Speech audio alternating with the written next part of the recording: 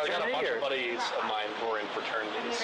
The mail-in ballots coming. A new video is reinforcing old fears that Colorado's all-mail ballot election is ripe for voter fraud. Conservative activist James O'Keefe, whose undercover stings target Democrats, is out with a video today that appears to show liberal activists in Colorado endorsing voter fraud. And we think they're probably going to, they're all registered, but they've all moved out of state. Oh, yeah? House.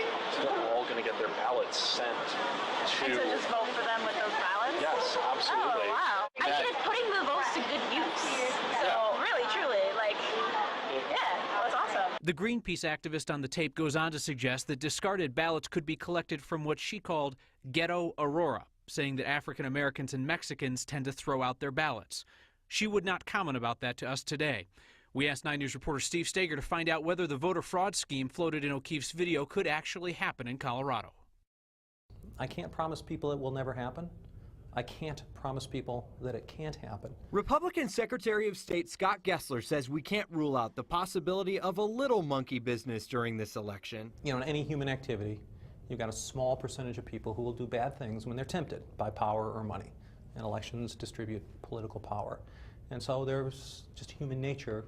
You always have to be vigilant. Amber McReynolds, the head of Denver County's election center under a Democratic clerk, says the key to vigilance is checking signatures on ballots. We look and verify every single envelope with a signature on it that comes into the office. Here at the Denver office, a team of election judges, Republican, Democrat, unaffiliated, and green, match signatures with existing records.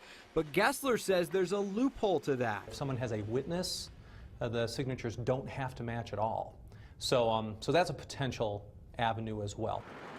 He says problems also exist just getting ballots to the office. Anyone dropping them off is only allowed to turn in 10. If it's over 10, that's a violation. How you catch that? We don't have those systems in place right now. When we asked McReynolds if the scenario proposed by conservatives could happen here, she maintained checking signatures will root out fraud. But again, that check of signature verification is really the stopgap to prevent, ballots that are being filled out by people that are not the voter. Gessler disagreed with the Democrats in the legislature who instituted all-mail voting, but he says he believes county clerks will do the right thing. I think a lot of folks improperly minimized the problems this could cause. And, and we're seeing some of these vulnerabilities now. That said, I think if there's a problem in front of a clerk, that clerk's going to take action. And this really boils down to two issues. Will there be voter fraud, and will we catch voter fraud? The Denver County Clerk says that's what these election judges are for. If they find something fishy in a ballot, they have the power to challenge it before the vote is counted. Another issue that we have talked about is whether late registration up until Election Day for voters could also be a potential source of fraud. Yeah, and the Republicans say that that could be a potential source of fraud because they don't get the chance to look over those registrations and give them the scrutiny that they deserve.